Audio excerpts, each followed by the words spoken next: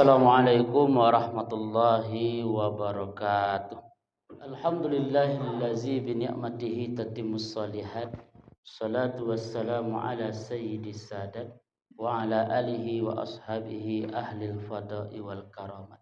Asyhadu an la ilaha illallah wahdahu la syarikalah. Wa asyhadu anna Muhammadan abduhu wa rasuluh. Sallallahu alaihi wasallam la nabiyya ba'da.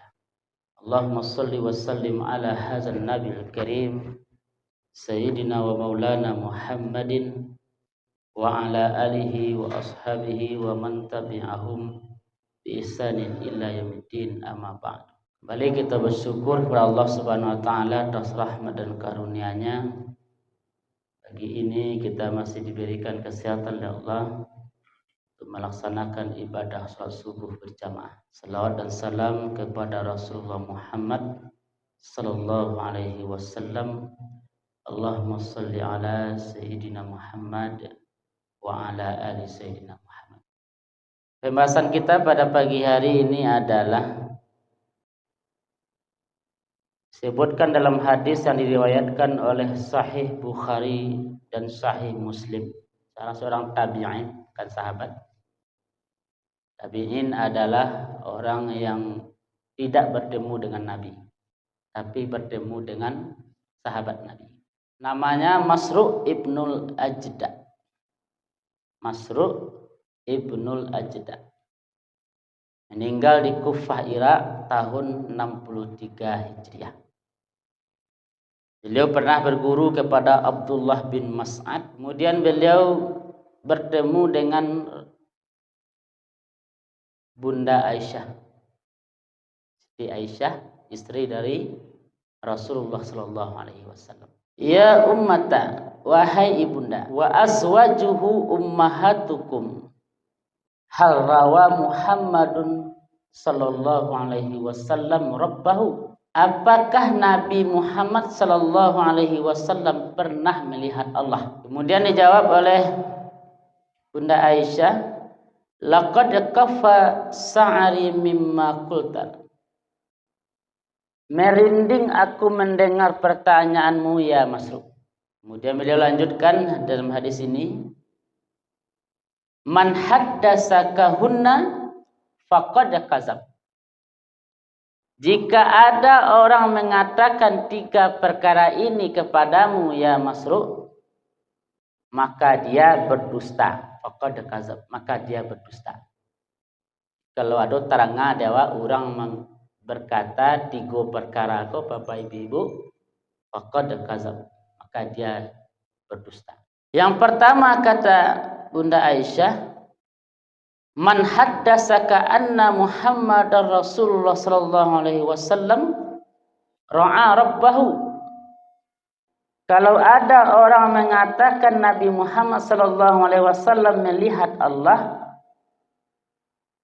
maka dia berdusta. Ada kita mendengar Bapak Ibu bahwa Nabi Muhammad sallallahu alaihi wasallam sudah pernah melihat Allah dalam wujud asli. Surat An-Najmi ayat 13, wa laqad ra'ahu nazlatan ukhra. Dan sungguh dia Nabi Muhammad telah melihatnya dalam rupanya yang asli dalam waktu yang lain. Siapa yang dimaksud? Adalah Jibril. Jadi yang Nabi lihat waktu itu indas sidratil muntaha, di sidratil muntaha, indaha jannatul ma'wa, di dekat surga jannatul ma'wa. Yang Nabi lihat bukan Allah, tapi adalah Jibril dalam bentuk yang asli, bukan Allah. Jadi Nabi menurut hadis ini Bapak Ibu, menurut Bunda Aisyah, beliau belum pernah melihat Allah dalam bentuk yang asli. Jadi kalau ada orang mengecek Nabi Muhammad pernah melihat Allah dalam bentuk yang asli, itu salah, berdusta. Tapi dalam sejarahnya Pak Ibu kita baca hanya 2 kali melihat Jibril dalam bentuk yang asli. Bakok Nabi ketika turun, padahal Nabi kan sering bersobok je Nabi ketika turun wahyu. Wahyu turun selama 22 tahun, 2 bulan, 22 hari. Sebanyak itu Nabi bersobok dengan Rasul, Bapak Ibu-ibu, Jibril bersobok dengan Rasul, tapi dalam bentuk yang lain, bukan bentuk yang asli. Dan kadang Jibril turun dalam bentuk seorang pemuda yang gagah, seorang pemuda berbaju putih, berwujud manusia, acok Nabi menjelma seperti manusia bersobok je Nabi Muhammad SAW. Karena Bapak Ibu-ibu, kalau Jibril itu turun ke bumi ini dalam bentuk yang asli, tidak tabuek di bumi itu, Pak Ibu. Karena Jibril kalau kita baca bara gadangnya Jibril itu, Pak Ibu, ketika nyo bantangkan sayapnya, maka nyo akan menutupi ufuk barat. Ketika nyo bantangkan sayapnya yang kiri akan menutupi ufuk timur. Tidak tabuek di bumi. Kalam bumi katanya kalau Jibril turun ke bumi dalam bentuk yang aslinya. Amor itu gadangnya Jibril itu, Pak. Jadi Allah, Nabi Muhammad tidak pernah melihat Allah dalam wujud yang asli. Nanti di surga, kalau kita baca ayat Bapak Ibu jamaah muliakan Allah, orang Islam atau orang yang beriman nanti ada satu nikmat yang paling besar bagi mereka, yaitu mereka akan langsung melihat Allah nanti, akan bertemu langsung dengan Allah nanti. Tapi masuk surga Pak Ibu. Tapi tidak seluruhnya orang-orang beriman itu bisa melihat Allah dalam nanti ketika di surga. Ada orang yang terbatas yang tidak bisa melihat Allah. Siapa mereka? Salah satu perbuatan yang membuat awak tidak bisa melihat Allah nanti yaitu kita sering memakan yang makruh. Yang makruh. Kan ada yang haram, ada yang makruh. Makruh. Apa namanya? Haram, sunat, makruh, makruh.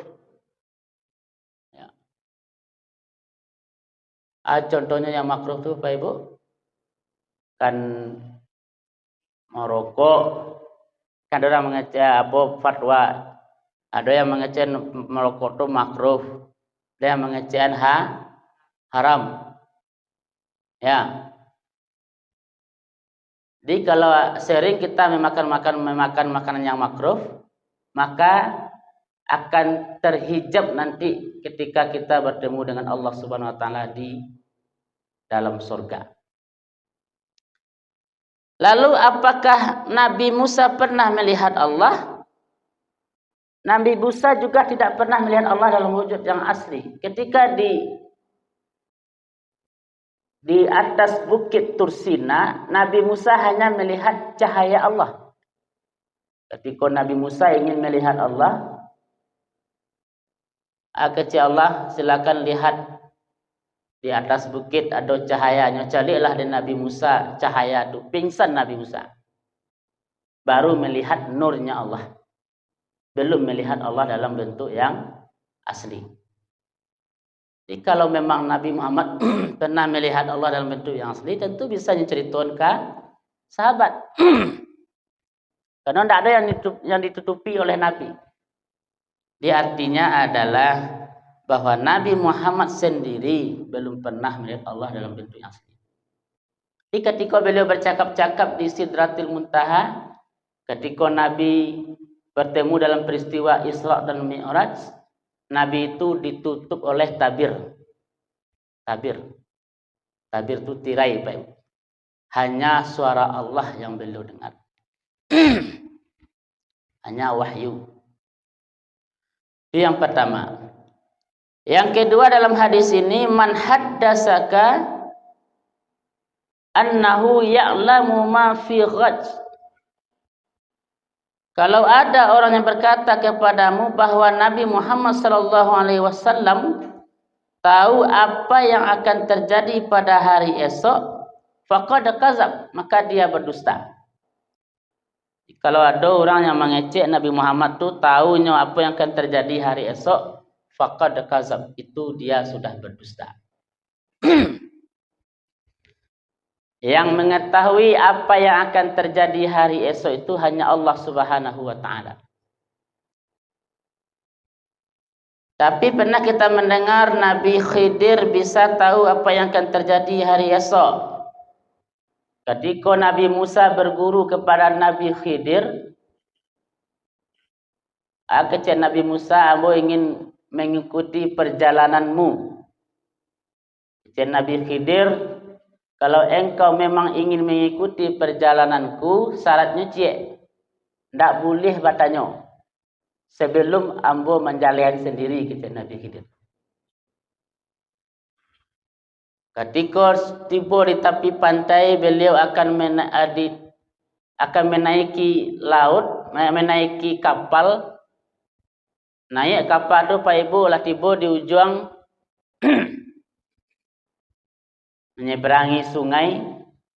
Tiba di ujung bocorkan kapal tu dek Nabi Khidir. Itu kisahnya. Beliau melewati naik kapal Pak Ibu. Tiba di ujung, turun Nabi Khidir dan Nabi Musa nyebolongkan kapal. Berang Nabi Musa. Nabi Khidir membolongkan.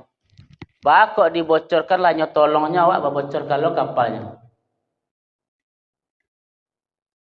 Tapi lah kecil tadi tidak boleh katanya. Sebelum ambo jalan. Masih ingin mengikutiku kecil Nabi Khidir. Lain. Tarik. Ketika itu basoboklah berdua orang anak. Dua orang anak bercakap.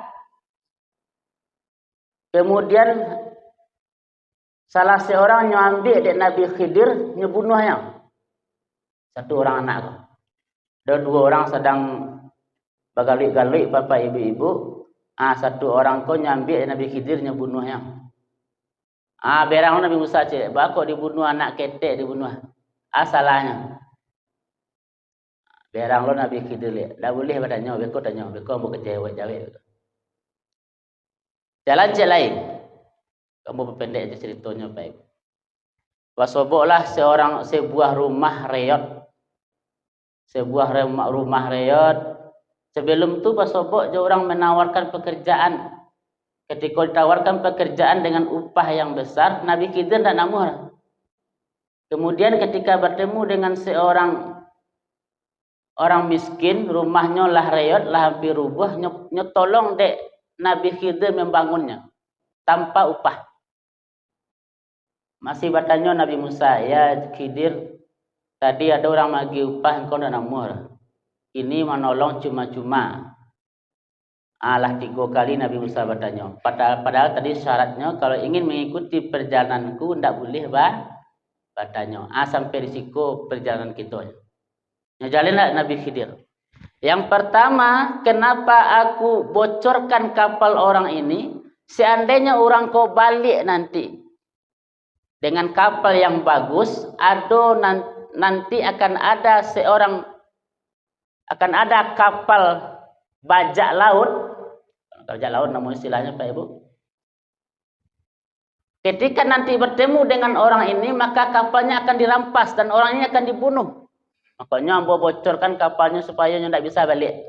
Akhirnya tidak bersobok je orang yang akan merampok. Makanya ambo bocorkan. Nanti ada penjamun, ada nanti bajak laut yang akan menangkap dia. Jadi kalau lah ambo bocorkan, tidak akan bersobok je orang tu lah. Yang kedua, bakok ambo bunuh anak ketek kau kecil Nabi Khidir.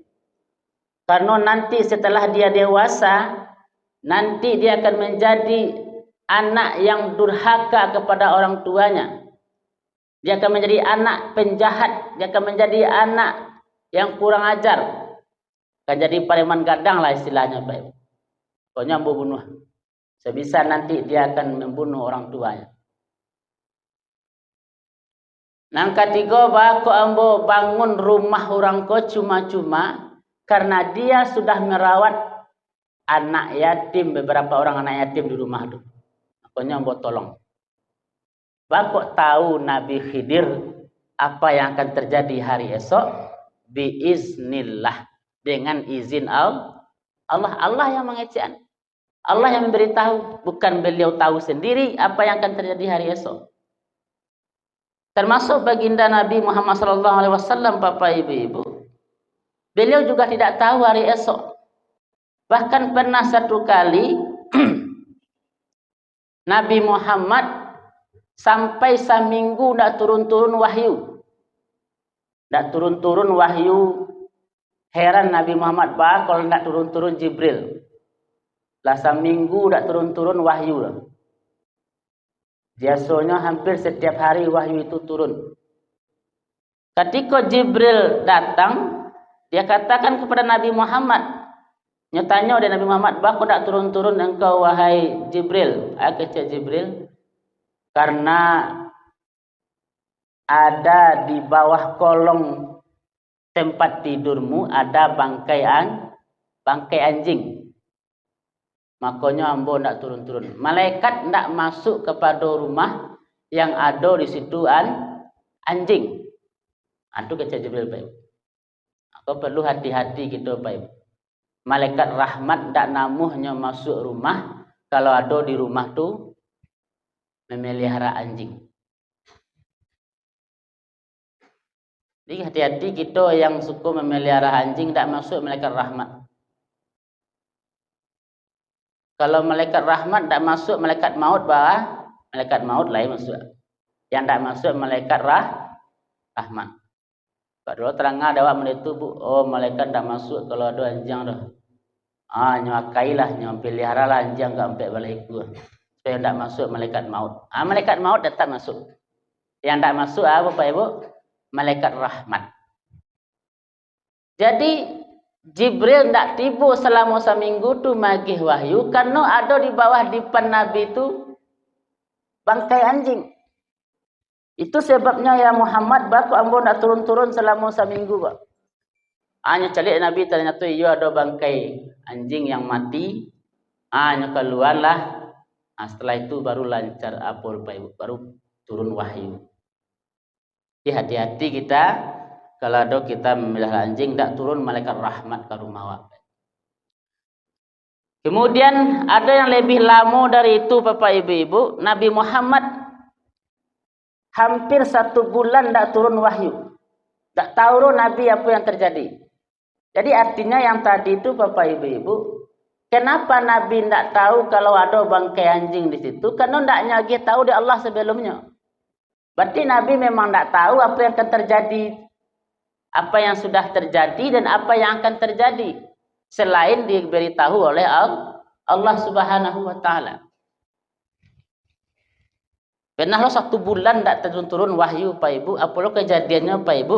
Ketika Bunda Aisyah difitnah oleh orang yang bernama Abdullah bin Ubay bin Salul, ngefitnahnya Nabi Siti Aisyah berzina dengan sahabat yang bernama Safwan bin Mu'attal. Akhirnya tidak turun wahyu.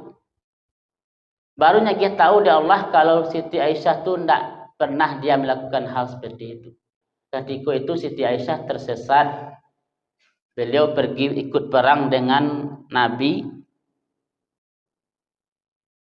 Ketika itu jatuh kalung Siti Aisyah. Dan kalung kau punya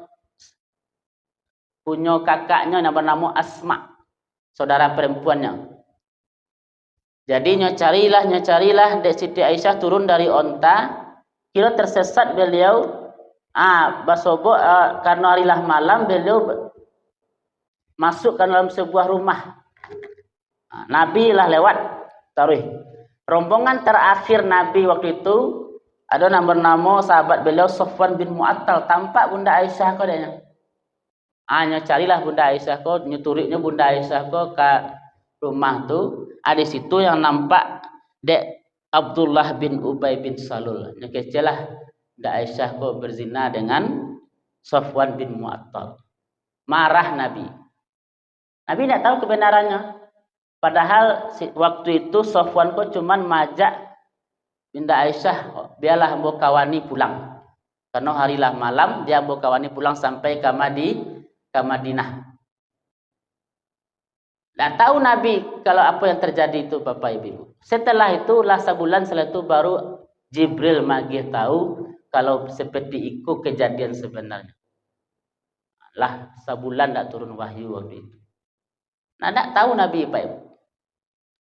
Nabi-nabi yang lain juga seperti itu. Bagaimana Nabi Yakubnya tidak tahu kalau Yusuf akan dibuang, akan dimasukkan oleh sahabatnya, oleh saudaranya ke dalam sumur. Ketika itu Nabi Yusuf dibawa oleh saudaranya, ayah kami ingin membawa Yusuf pergi main-main. Sebenarnya ini ingin membuang Nabi Yusuf. Ketika tiba di padang rumput bermain-main di situ, bapak ibu-ibu nyangkitnya Nabi Yusuf punya masuk dalam semua. Kan itu ceritanya bapak ibu. Tak tahu Nabi Yakub. Karena Allah tidak bagi tahu waktu itu. Begitu juga bapak ibu-ibu jemaah muliakan Allah. Nabi Yusufnya tidak tahu. Nabi Yusuf pun tidak tahu kalau nya akan masukkan ke semua dek saudaranya. Karena memang tidak bagi tahu dari Allah. Artinya adalah sesungguhnya walaupun para nabi, para rasul termasuk baginda Rasulullah dekat dengan Allah, ternyata beliau tidak bisa melihat apa yang akan terjadi hari esok. Jika ada orang kini yang mengaku-ngaku, inyo mengecehan kalau aku tahu apa yang akan terjadi hari esok, itu faqad kadzab. Dia sudah berdusta. Oh ada Ustaz, ada bidannya tahu bila awak melahirkan tahu bidan tu. Kecil bidan perkiraan. Kayak itu nabo. Iko perkiraannya lahir hari sekian, tanggal sekian. Bidan hanya berani mengatakan seperti itu. Tidak pasti. Perkiraan. Ada loh orang yang USG Pak Ibu, kok nanti bayinya laki-laki, bayi perempuan. Apakah 100% betul? Tidak juga. Kadang-kadang laki-laki kecewa kini kira bisa perempuan. Kadang-kadang perempuan kecek dokter, ternyata besok laki-laki. Hanya perkiraan. Termasuk perkiraan cuaca. Besok hari kehujan, kecek ahlinya Pak Ibu. Kalau besok hari panas, itu hanya perkiraan. Bukan pasti Bapak Ibu. Tidak ada manusia yang bisa memastikan. Bahkan ada loh seorang dukun nyetamui de orang yang ingin menjadi anggota DPRD, agak dukun kok apa besok pasti akan duduk Pak. Kalau bisa dukun mengecen pasti itu Pak Ibu, rancalah anaknya menjadi anggota DPRD. Ya enggak? Malah anaknya ada 3 orang, ada 5 orang anaknya, enggak ada jadi anggota DPRD seorang pun. Enggak ada jadi wali kota seorang pun. Bakok beraninya mengecen kalau kau pasti akan duduk dan lain sebagainya. Artinya adalah manusia yang pernah mengatakan sesuatu hari esok akan terjadi hari esok, faqad kadzab, mereka berdusta. Hanya Allah yang tahu apa yang akan terjadi hari esok itu Bapak Ibu jemaah. Yang ketiga, man haddatsaka annahu khatama faqad kadzab. Ada yang menceritakan kepadamu wahai Masruq, kalau ada orang yang mengecek kepada engkau bahwa Nabi Muhammad menyembunyikan sesuatu, tidak semuanya diberikan disampaikan kepada umat, faqad kadzab, maka dia berdusta. Oh Nabi Muhammad tu masih ada wahyu nandaknya sampean kawan. Nabi Muhammad tu masih ada sesuatu wahyu atau berita dari Allah yang nyomakan sendiri. Tidak nyusampen ke umat. Itu berdusta. Karena Nabi sudah menyampaikan semuanya. Apa yang beliau terima dari Allah melalui malaikat Jibril langsung beliau sampaikan kepada kita umatnya. Bahkan Nabi memperjelas. Allah hanya menyuruh kita sholat. Hanya Allah menyuruh kita berzakat. Allah hanya menyuruh kita berpuasa, menyuruh kita berwudu. Dalam Al-Quran ada ayatnya. Tapi caranya Nabi yang menjelaskan. Cara sholat model ko, cara berwudu yang benar model ko, Nabi yang menjelaskan. Dan ditutup dengan ayat yang menyebutkan bahwa semuanya sudah sempurna. Di agamaku sudah sempurna. Tidak ada yang ditutupi oleh Nabi. Ayatnya Pak Ibu, al-yauma akmaltu lakum dinakum. Hari ini sudah kusempurnakan agamamu untukmu, kata Allah. Wa asmamtu alaikum ni'mati wa raditu lakumul Islam madinah. Di agama itu sudah sempurna, Pak Ibu. Apa maksudnya sempurna itu? bahwa seluruh aspek kehidupan manusia semuanya diatur oleh agama. Tidak ada satupun aspek kehidupan awak tidak nyatur di agama. Semuanya sudah diatur oleh agama. Agama kolah lengkap. Ajaran kolah sempurna. Yang alun sempurna adalah kita mengamalkan. Itu yang alun sempurna.